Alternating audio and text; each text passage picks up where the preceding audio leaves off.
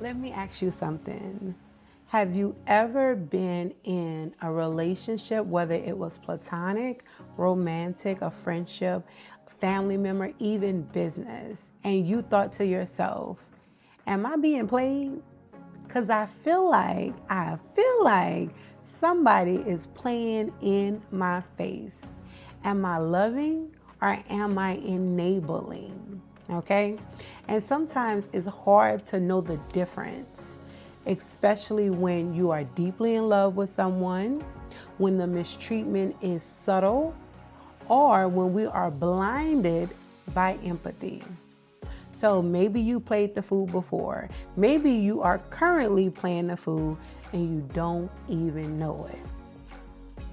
So let's get into it. This is session 14, enabling versus empathy.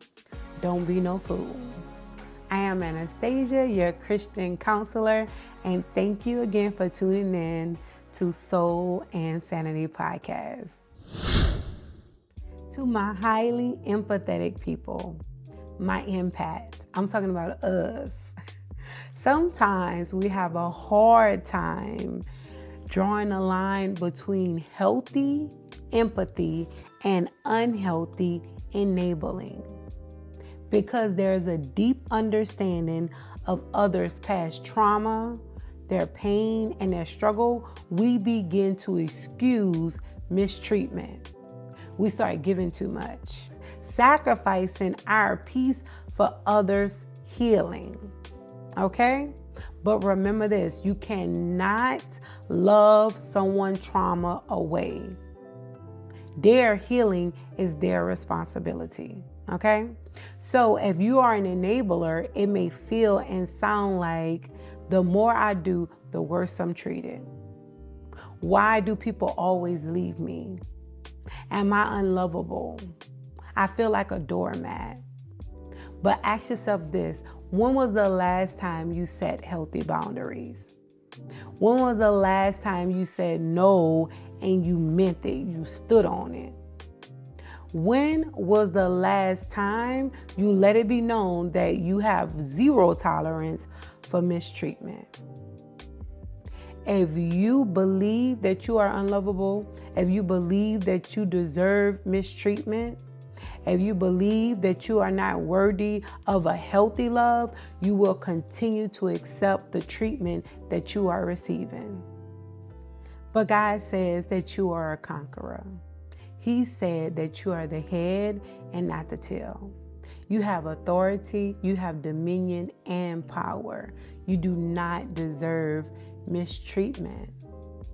And if your life is not reflecting that, then it's not an issue with the design or the package.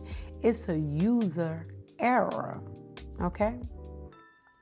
So, and a lot of times, the reason why we stay in toxic relationships is because we fear being alone, fear starting over, feel safer in chaos than in peace.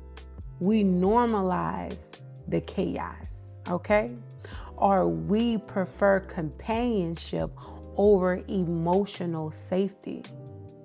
Or you don't realize that you are playing the fool and that you are enabling, not empathizing.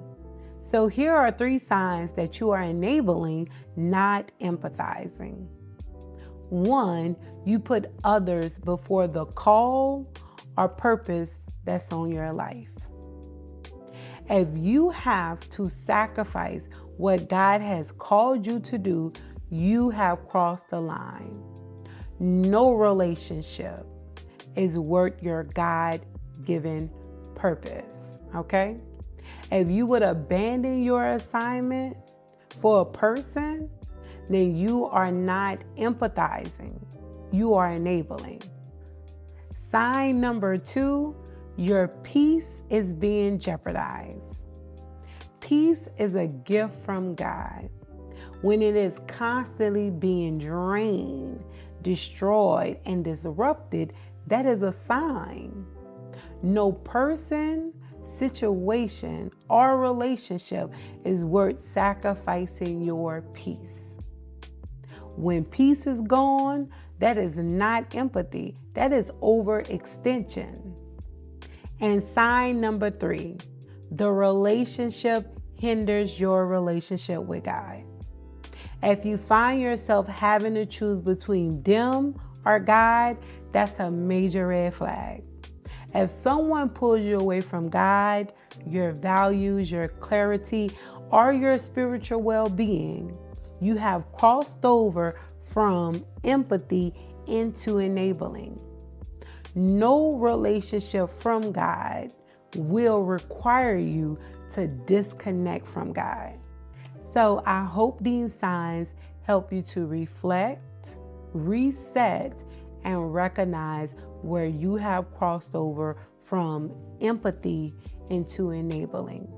Because remember, God didn't call you to be no fool. He didn't call you to be no fool. He called you to walk in wisdom, in peace, in purpose, and your God-given authority. Okay, so protect your peace, honor your calling, and stop enabling what God never assigned you to carry. Okay, so thanks again for tuning in, and I see y'all next time. Bye-bye.